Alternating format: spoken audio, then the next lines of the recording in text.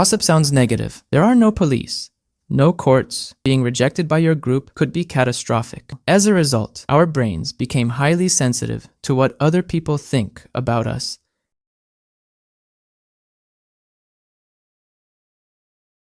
Every culture on Earth gossips. Every generation gossips. Every workplace, school, friend group, and family gossips. People gossip about celebrities, neighbors, coworkers, politicians, and sometimes even complete strangers. In fact, studies suggest that a significant portion of everyday conversation involves talking about other people, which raises a strange question. If gossip causes drama, spreads rumors, and damages reputations, why do humans do it so much? Why hasn't evolution gotten rid of it? The answer begins long before social media, newspapers, or even written language. To find it, we have to travel back tens of thousands of years. Imagine living in a small tribe on the edge of a vast wilderness. There are no police, no courts, no background checks, no online reviews, just a small group of people trying to survive. Every day, your life depends on others. You need people to help hunt food, share resources, protect the camp, and care for children. But there is a problem. Not everyone is trustworthy. Some people take more than they give. Some lie. Some cheat. Some refuse to help when the group needs them most. In a world where survival depends on cooperation, knowing who can be trusted is incredibly valuable. But how do you learn that information? You can't personally observe everyone all the time. That's where gossip enters the story. Today, gossip sounds negative, but from an evolutionary perspective, gossip is something much simpler. It's information about people: who helped, who cheated, who shared, who lied, who can be trusted, and who should be avoided. In other words, gossip was humanity's original reputation system. Imagine returning from a hunting trip and hearing that one member of the tribe secretly kept extra food instead of sharing it. That information matters. Or learning that another person risked their safety to help an injured hunter. That matters too. The more information you have about the people around you, the better decisions you can make. Who should you cooperate with? Who should you avoid? Who deserves your trust? For our ancestors, these weren't social questions. They were survival questions. Some scientists believe gossip became so important that it helped humans build larger and more complex societies. Most primates form bonds through physical grooming. They clean each other's fur, remove parasites, and spend time together. But grooming has a limitation. You can only groom one individual at a time. As human groups grew larger, that became inefficient. Conversation solved the problem. Instead of strengthening one relationship at a time, people could strengthen multiple relationships through shared stories and discussions.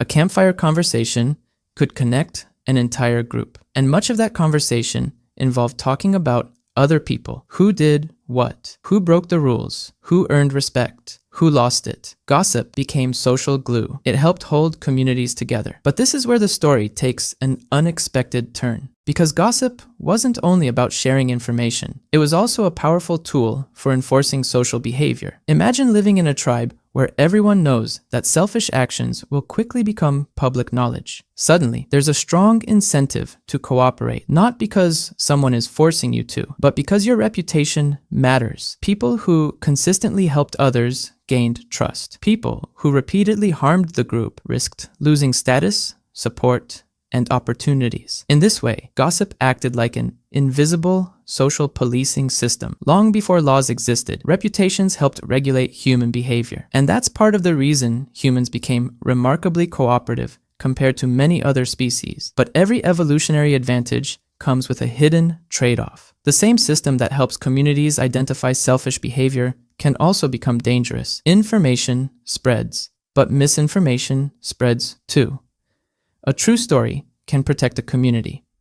A false story can destroy someone's reputation. The human brain evolved to pay close attention to social information because social acceptance once had enormous survival value. Thousands of years ago, being rejected by your group could be catastrophic. You might lose protection, food, allies, even your chance of survival. As a result, our brains became highly sensitive to what other people think about us.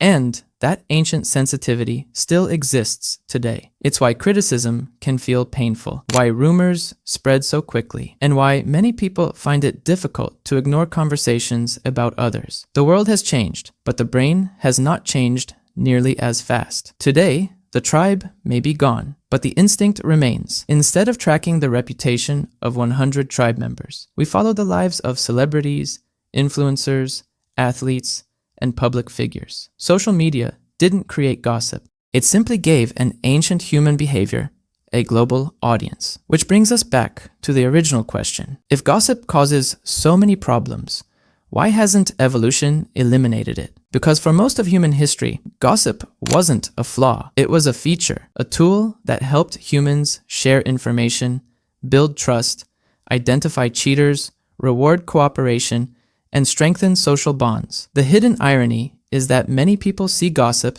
as evidence of humanity at its worst. But without gossip, human societies may never have grown beyond small groups of individuals struggling to survive. Civilization wasn't built despite gossip. In many ways, it may have been built because of it. And the next time you catch yourself listening to a rumor, discussing a celebrity, or talking about someone who's not in the room, remember this: you're participating in a behavior so ancient that it helped shape the human world itself. Not because humans are naturally cruel, but because deep inside every modern mind is an ancient survival system still trying to answer one question: who can I trust?